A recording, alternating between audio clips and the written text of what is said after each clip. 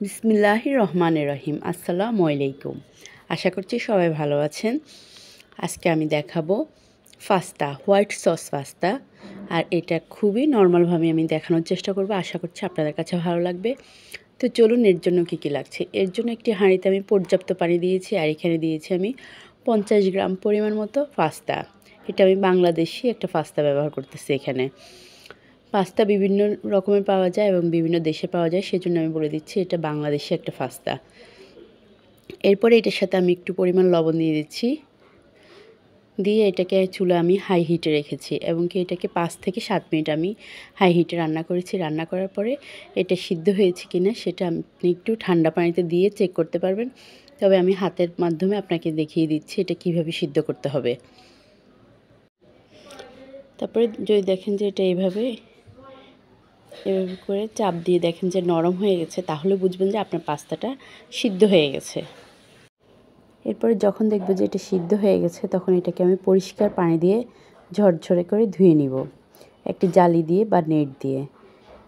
বাস এরপরে পানি ছাঁকার জন্য আমি এটাকে রেখে দিব। এরপর চুলে আমি আরও একটি হাঁড়ি বসিয়ে এখানে আমি দিয়ে দিচ্ছি 3 টেবিল চামচ পরিমাণ মতো রান্না করা তেল। সয়াবিন তেল দিয়েছি, আপনারা চাইলে অলিভ অয়েলটাও ইউজ করতে পারেন।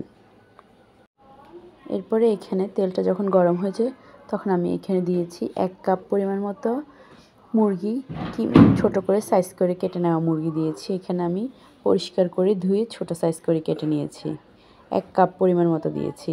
তারপরে দিয়েছি আমি রসুন কোয়া দিয়েছি 3 থেকে 4টা ছোটো ছোটো কুচি করে। রসুনটা আগে দিলেই ভালো হতো, কিন্তু আমি ভুলে গেছি, এই জন্যে মুরগিটা পরে দিয়েছি।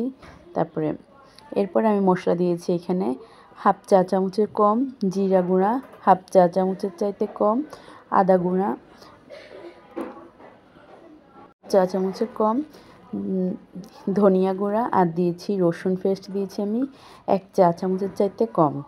তারপরে দিয়ে স্বাদ মতো লবণ দিয়ে এটাকে আমি রান্না করে নিব 10-15 মিনিটের 15 মিনিট লাগবে না, 10 মিনিটের মধ্যে এটা আমার ভাজা হয়ে যাবে। আর চুলা আঁচটা আমি এই পর্যায়ে রেখেছি মিডিয়াম থেকে একটু কমে।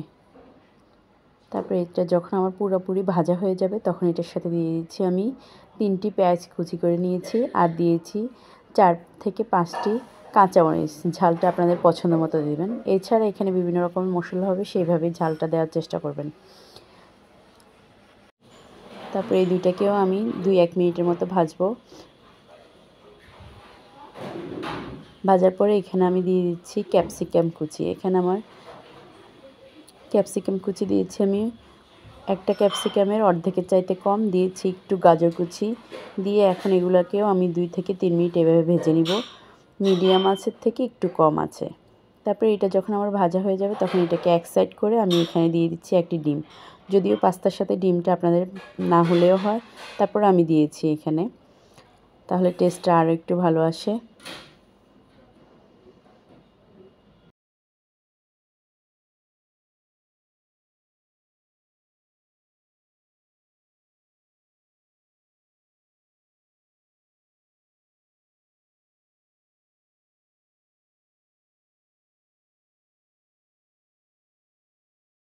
ডিমটা দেওয়ার পরে চেষ্টা করবেন ডিমটা যাতে বড় সাইজের থাকে।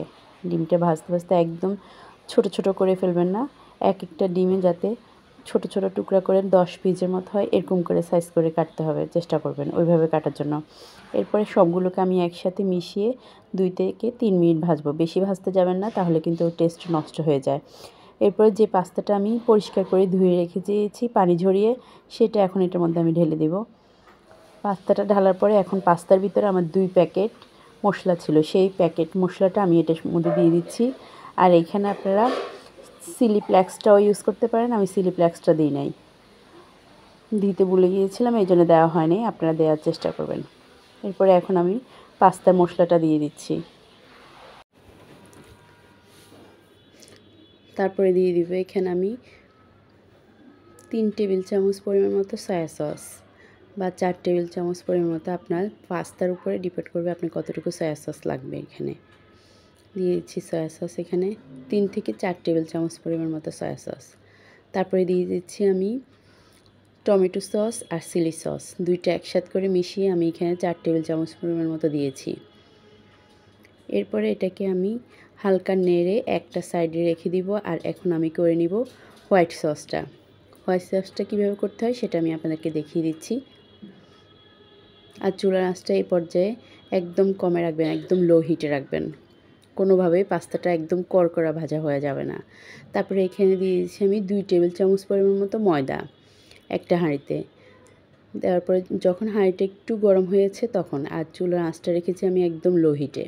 তারপরে এটাকে আমি 3 মিনিট মতো এভাবে ভেজে নিব যাতে ময়দার গন্ধটা চলে যায়। এখানে আমি ময়দা ইউজ করেছি, 2 টেবিল চামচ পরিমাণ মতো ময়দা ইউজ করেছি। তারপরে দিয়ে দিচ্ছি এখানে আমি বাটার, ছোটো 1 পিস বাটার এখানে আমি ইউজ করেছি। এখানে আমার 3 টেবিল চামচ পরিমাণ মতো বাটার হবে গোলালে। তারপরে এটার সাথে মিশিয়ে এখন আমি এখানে 1 কাপের চাইতে বেশি গরুর দুধ ইউজ করতেছি। এখানে লিকুইড দুধ ইউজ করতেছি। দুধটা আমার বয়েল করাই ছিল আগে। তারপরে চুলার আঁচটা একটু বাড়িয়ে দিয়ে এটাকে আমি হালকা আস্তে আস্তে করে এটাকে মিশিয়ে নিব। চুলার আঁচটা খুবই আস্তে নরমালে রাখতে হবে। তারপরে দিয়ে দিচ্ছি এখানে আমি 1 চা চামচ পরিমাণ মতো চিনি।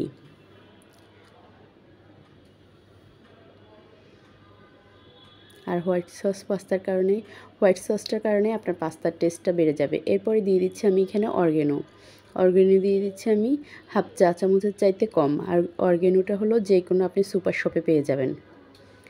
তারপরে এখানে দিয়ে দিবেন কালো গোলমরিচের গুঁড়ো। টোটাল পাস্তাটা আপনার 1/2 চা চামচ পরিমাণ মতো কালো গোলমরিচের গুঁড়া দিবেন, তাহলে পাস্তাটা বেশি মজা হয়। যে কোনো নুডলস পাস্তাতে আপনার কালো গোলমরিচের গুঁড়াটা অনেক বেশি মজা লাগে। ব্যাস হয়ে গেছে আমার হোয়াইট সসটা। তারপরে এখন আমি হোয়াইট সসটা পাস্তার সাথে দিয়ে দিচ্ছি। আর এটাকে আস্তে আস্তে করে খুব ভালোভাবে এটাকে মিশিয়ে নেব, এবং কি এটা খুবই জুসি হবে। দেখুন চুলার আঁচটা কিন্তু কোনোভাবে বাড়ানো যাবে না, তাহলে এই জুসি ভাবটা কিন্তু চলে যায়। এরপরে রান্না করা অবস্থায় আপনারা এখানে 2 টেবিল চামচ পরিমাণ মতো লেবু দিতে পারেন। লেবুটা আমি রান্না করার পরেই দিয়েছি। আর লেবুটা দেওয়াতে অনেক স্বাদ বেড়ে যায়। অসম্ভব মজাদার এই পাস্তাটা আপনারা অবশ্যই বাড়িতে একবার করে খাবেন। আর আমার রেসিপি যদি ভালো লাগে অবশ্যই ভিডিওতে একটি লাইক দিয়ে দিবেন এবং চ্যানেলটি সাবস্ক্রাইব করতে ভুলবেন না। সবাইকে অসংখ্য ধন্যবাদ। আল্লাহ হাফেজ।